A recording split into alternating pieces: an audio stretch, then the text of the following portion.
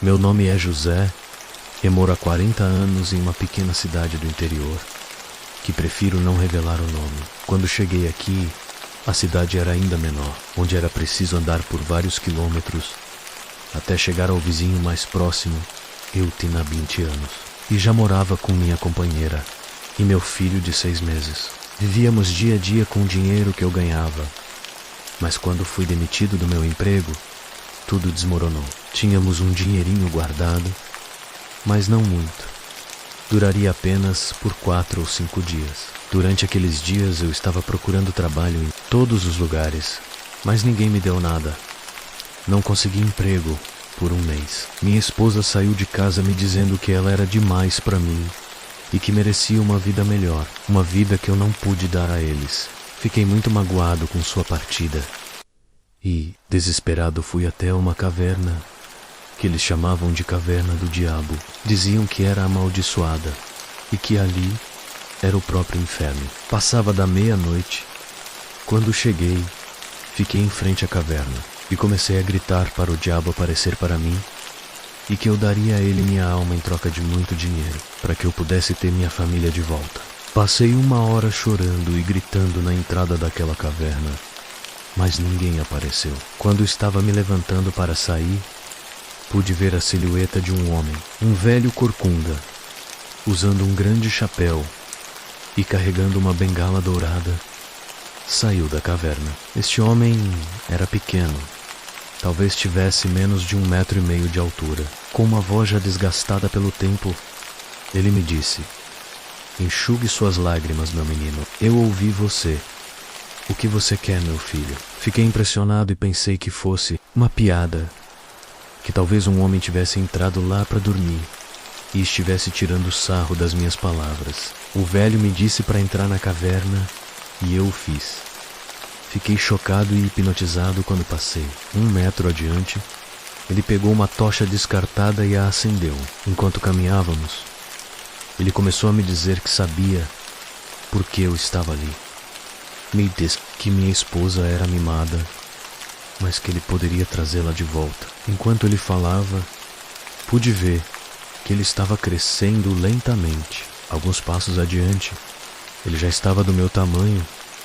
Enquanto andávamos, ele me disse que, se eu quisesse muito dinheiro, eu teria que dar a ele minha alma ali mesmo. Eu não respondi, porque estava com medo. Quando fomos mais fundos, eu pude ver que a caverna começou a parecer diferentes, com pontos dourados, e quanto mais avançávamos, as paredes, por assim dizer, ficavam douradas. Fiquei surpreso quando as paredes brilharam, porque agora eram feitas de ouro puro. Fiquei distraído assistindo a isso por talvez 10 segundos. E quando me virei, o velho agora era talvez 30 centímetros mais alto que eu. Sua voz era a mesma, mas agora era mais profunda. Ele me perguntou se eu estava disposto a dar minha alma a ele em troca de dinheiro. Pensei sobre isso, e quando chegamos ao fim da caverna, ela estava cheia de moedas de ouro, lingotes e pepitas. Diante de mim estava o que eu tanto havia pedido, mas o medo de entregar minha alma me encurralou. Ele me disse para esticar as mãos e juntá-las. Ele colocou muitas moedas de ouro em minhas mãos. Essas mesmas estavam caindo de tão cheias. E aqui, novamente, ele me falou: "Você me dá sua alma, e isso é seu." Eu estava hesitante, estava assustado. Meu coração batia 1000 vezes por hora. Eu já estava aqui, só precisava aceitar. Eu disse a ele que estava com muito medo. Fechei os olhos por alguns segundos, e quando os abri, o homem era tão alto que quase não cabia na caverna. Pensei que, ao rejeitar sua oferta, ele próprio iria me comer ou me levar com ele. No entanto, ele foi muito gentil e me disse com uma voz velha: "Não se preocupe, filho. Vamos voltar por onde você entrou." Enquanto caminhávamos em direção à saída, o velho ficou atrás de mim. Eu realmente pensei que ele fosse fazer algo comigo, mas não. Toda vez que eu me virava para olhá-lo, ele sorria para mim e começava a ficar mais baixo. Quando chegamos na entrada, o senhor também chegou, exatamente como eu encontrei, com aquela altura minúscula. Quando saí, Vi que ele retornou para a caverna. Eu ainda não havia assimilado o que havia acontecido comigo e o que eu havia feito.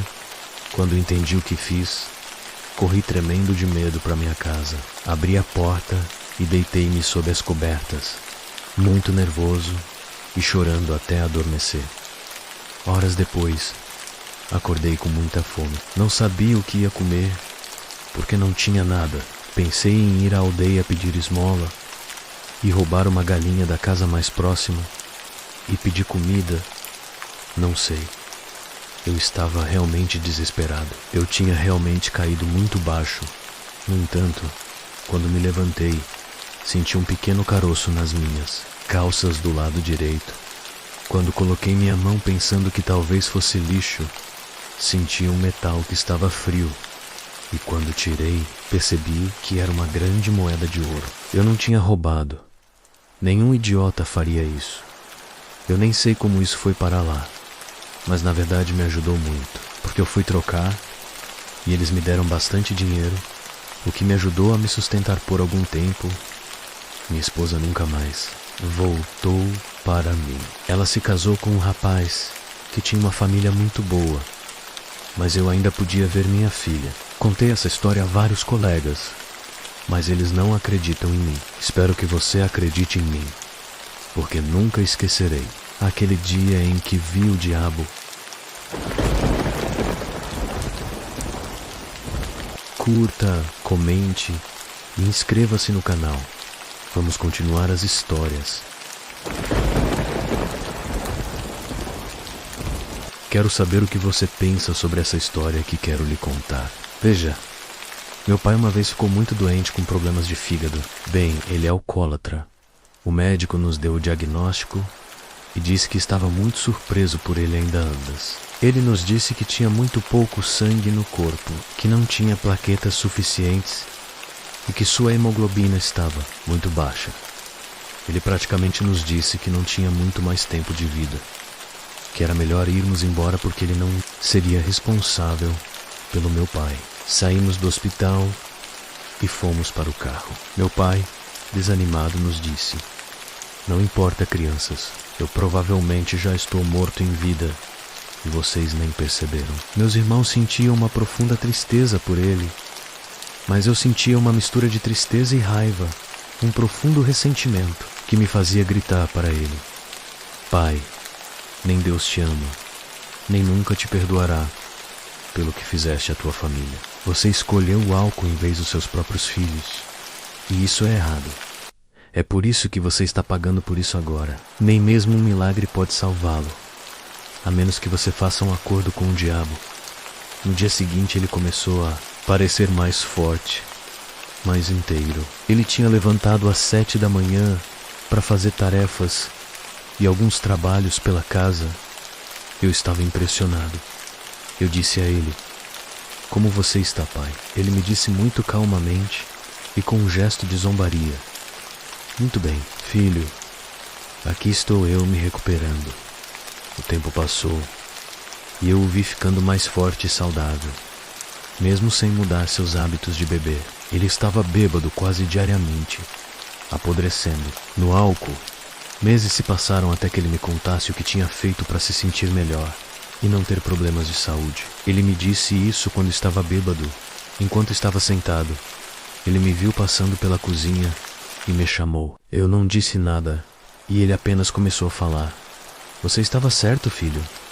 Deus nunca vai me perdoar. Então tá na hora de eu ser literalmente levado pelo diabo." Mas não antes de aproveitar o que combinei com ele no meu sonho.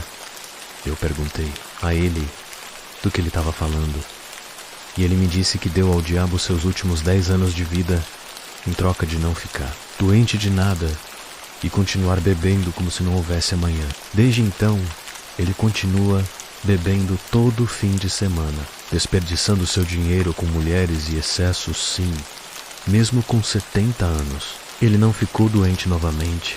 Seu fígado está intacto. Espero que o acordo com o diabo não seja verdade, mas tudo me parece uma coincidência muito estranha.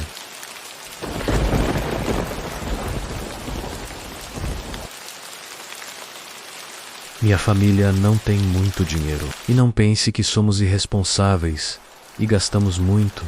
Nosso dinheiro simplesmente desaparece.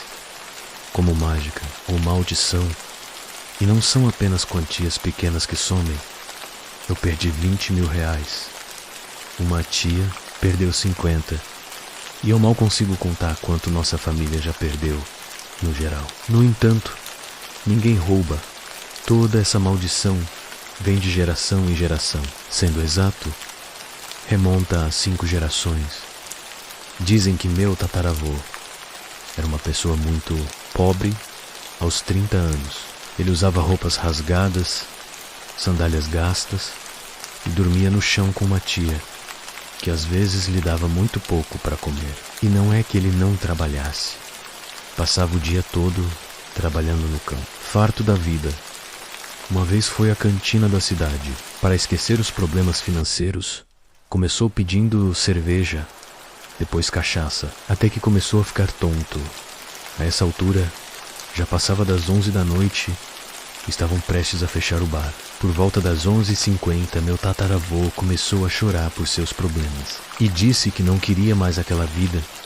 Ele começou a gritar que faria qualquer coisa para ter muito dinheiro. Qualquer coisa. Perguntou-lhe um homem que se sentou ao seu lado, com a voz rouca, e já bêbado disse-lhe que sim, faria qualquer coisa por muito dinheiro.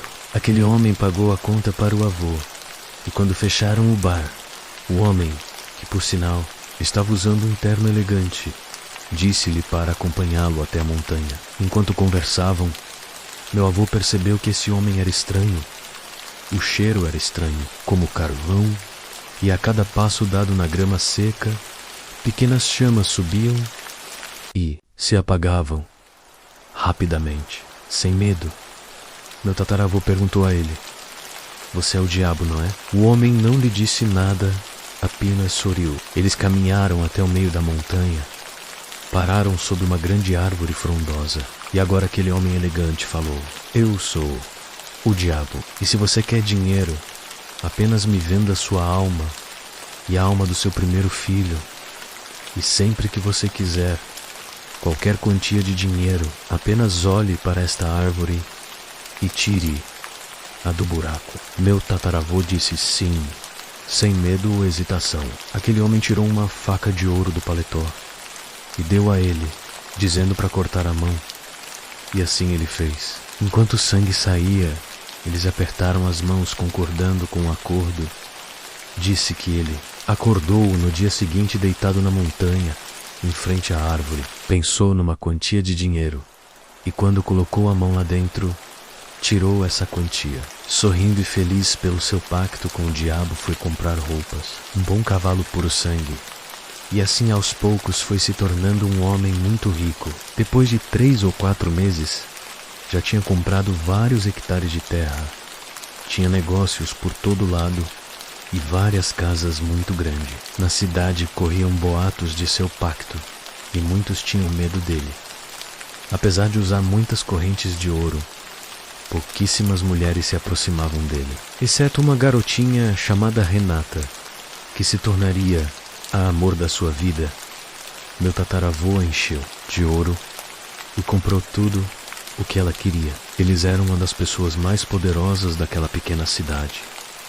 Tiveram um filho. Conta-se que enquanto meu tataravô esperava a notícia se era homem ou mulher, apareceu bem ao lado dele aquele elegante senhor no pequeno hospital da cidade. "Boa noite, José.